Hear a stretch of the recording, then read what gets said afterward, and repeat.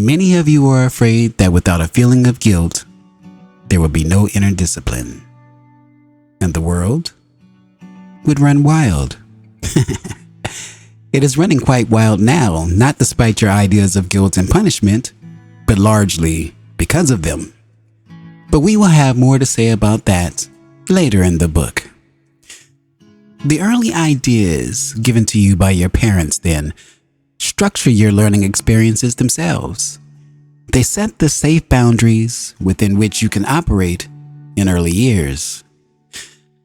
Quite without your conscious knowing, because your mind, connected with its brain, is not that developed, your imagination is set along certain roads.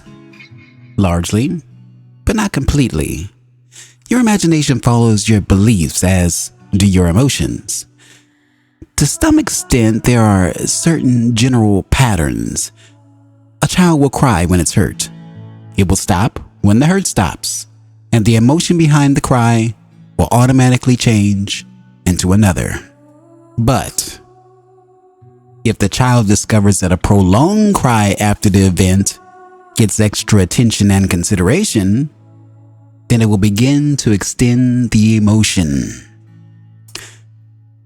From the earliest stages, the child automatically compares its interpretation of reality with its parents. Since the parents are bigger and stronger and fulfill many of its needs, it will attempt to bring its experience into line with their expectations and beliefs.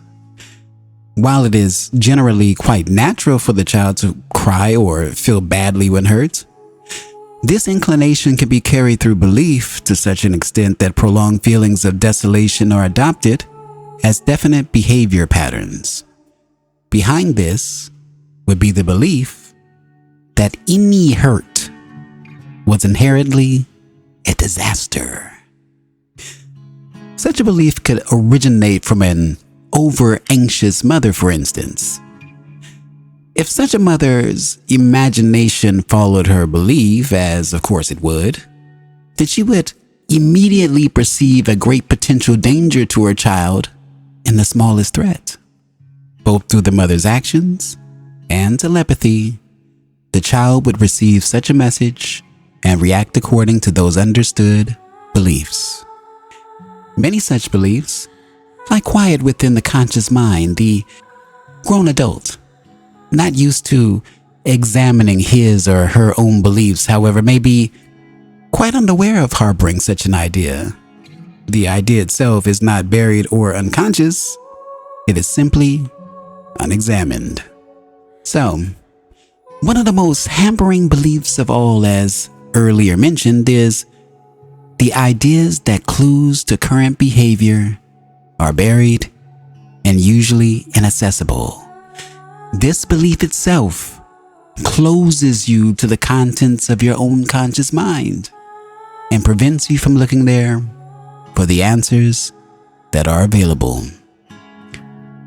This is the end of part 2 of chapter 4. Seth speaks the nature of personal reality. Let's chit-chat a bit about it. In this passage, Seth is conveying the idea that early ideas and beliefs instilled in individuals by their parents play a significant role in shaping their learning experiences and emotional responses.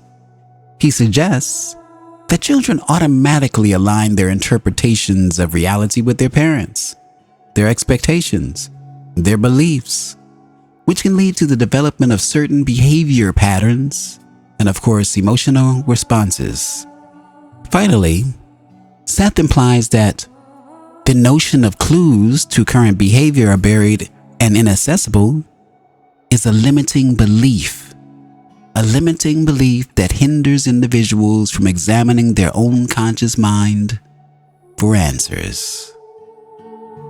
If you've enjoyed this passage, please consider giving it a like, sharing with a friend, and of course subscribing for more.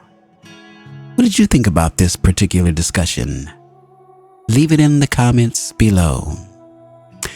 I'm Tony Victory, a wolf uncaged. Thank you for watching. Thank you for listening. Thank you.